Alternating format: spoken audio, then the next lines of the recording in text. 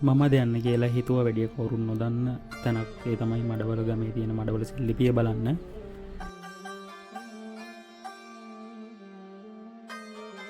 ක්‍රිස්තු වර්ෂය 1412 1467 කාලවකවානුවේ 6 වන පරාක්‍රම බහු රජු සමය තමයි මේක මෙතන ස්ථාපිත කරලා තියෙන්නේ.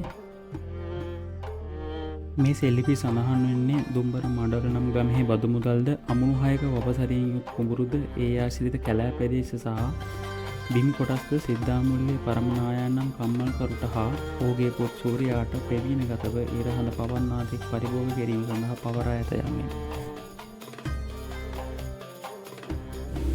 ඒ සඳහා රජ යුවරජ මහාමාත්‍යයන්ගෙන් බාධාවක් නොවන ලෙසට කටයුතු සලස්වා තිබේ.